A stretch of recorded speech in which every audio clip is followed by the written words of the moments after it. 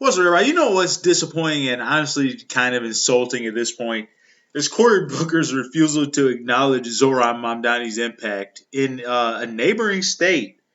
I used to like Cory Booker a lot, and I felt like he had a bright future in politics. Beyond senator, I thought he could have been a good presidential candidate, but he didn't really make much noise in 2020. But I thought he could have been president one day, but he's just, I don't know, he refused to take a moral stance against the war in Gaza. Like you might have seen the interview he did with I've had a podcast where he's really cagey. It's like he's really cagey about the issues. You can tell he's not comfortable talking about for whatever reason, his donors or something else. But he would not call Benjamin Netanyahu a war criminal, like which is an easy thing to say at this point. And man, like that's crazy to still be holding him after he's killed that many people. But I thought he was a good dude a long time ago. I liked reading about his history. I thought it was really interesting. He lost the first time he ran in 2002 to a guy named Sharpe Jones, like an old school politician from I think like the civil rights era. He was like been entrenched in politics for a long time, and he was a massive name, kind of a machine guy. And there was a lot of personal attacks in that election. Like Sharp Jones called Cory Booker gay, Jewish, and like there's a lot of ridiculous, disgusting shit. But he lost. Cory Booker, that is. But he ran again in 2006. Who's the guy? I think his last name was Rice. But he won in 2006 when Jones didn't run again, or might have been term limited. But I like what he did as mayor. I like that documentary Street Fight that talked about that 2002 election. And Cory Booker as mayor, I thought he was pretty hands on, pretty walk the walk. He wanted to bring crime down, and he did. And this guy actually, he actually went on patrol with the police, and he would stay out all night, for crime, patrolling his neighborhood.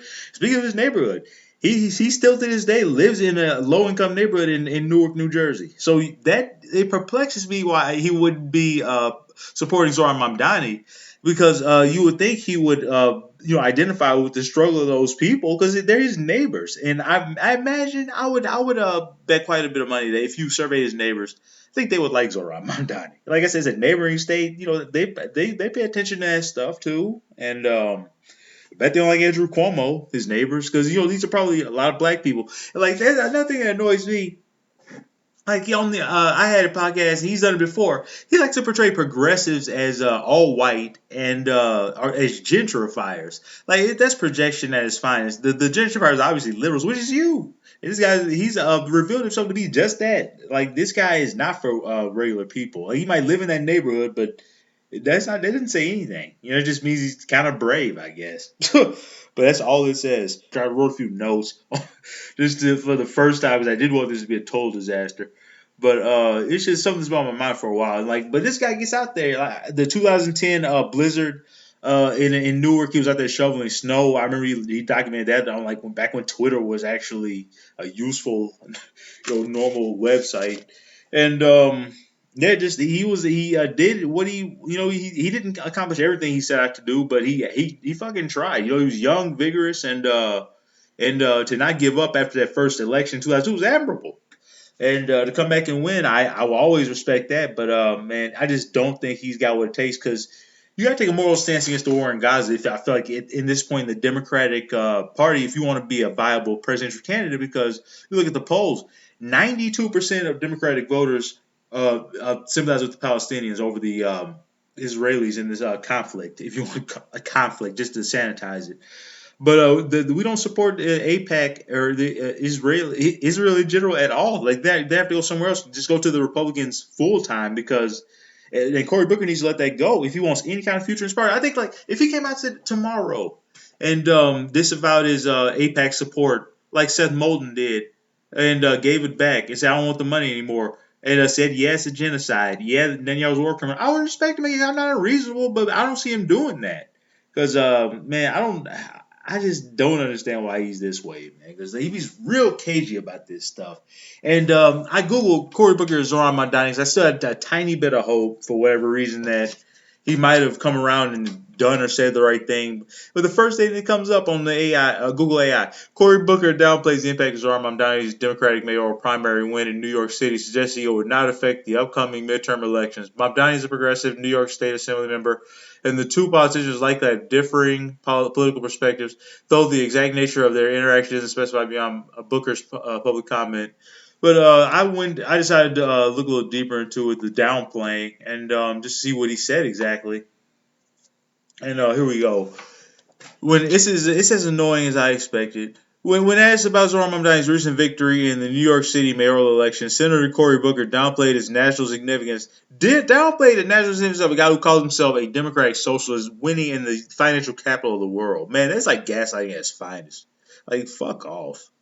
Focusing instead on local New Jersey politics, they're just supposed to be dishonest. Because we can see we're not stupid. Man. New York City is the biggest city in this country.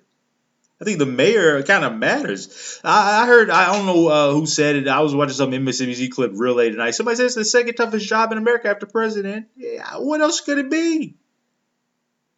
Yeah, Wall Street and shit, man. Fuck. Breathing out your neck.